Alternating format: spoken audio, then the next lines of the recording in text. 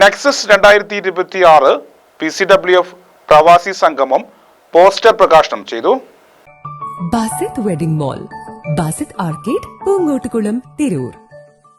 PCWF പ്രവാസി കൗൺസിലിന്റെ ആഭിമുഖ്യത്തിൽ ഓഗസ്റ്റ് 7 വെള്ളിയാഴ്ച ഉച്ചയ്ക്ക് 2 മണി മുതൽ നിള സംഗ്രഹാലയത്തിൽ വെച്ച് നടക്കുന്ന നെക്സസ് 2026 PCWF പ്രവാസി സംഗമം പോസ്റ്റർ പ്രകാശനം ചന്തപ്പടി PWD ഗസ്റ്റ് ഹൌസിൽ വെച്ച് പ്രവാസിയും എഴുത്തുകാരനുമായ ഷാജി ഹനീഫ് നിർവഹിച്ചു.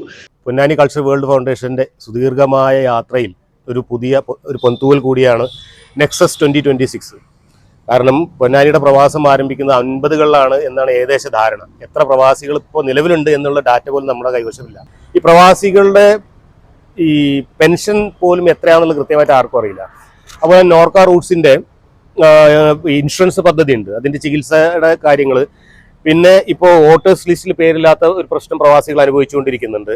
കാരണം നമുക്കറിയാം NRCയുടെ പ്രശ്നങ്ങളും അതുപോലെ തന്നെ ഏതൊക്കെ രീതിയിൽ പുറന്തള്ളപ്പെടാമെന്നുള്ള ഒരു വല്ലാത്തൊരു ഭീഷണമായ അവസ്ഥ നിലനിൽക്കുന്നുണ്ട്.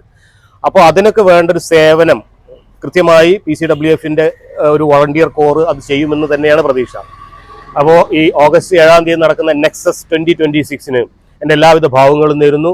P. Koyakutty master, CV Muhammad Navas, T. Muneera, Ashraf Dilara, Salma Naseer, PM Abdutty, Ashraf Machingal, Rajan Thalakkat, Haneefa Maliyakkal, Mujeeb Kismath, KP Ramla, Sabeena Babu, CC Moosa തുടങ്ങിയവർ സംബന്ധിച്ചു. PCWFന്റെ ലീഡർഷിപ്പിൽ പൊന്നാനി താലൂക്കിലെ പ്രവാസികളായ എല്ലാവർക്കും വേണ്ടി നടത്തപ്പെടുന്ന ഒരു പ്രോഗ്രാമാണ്.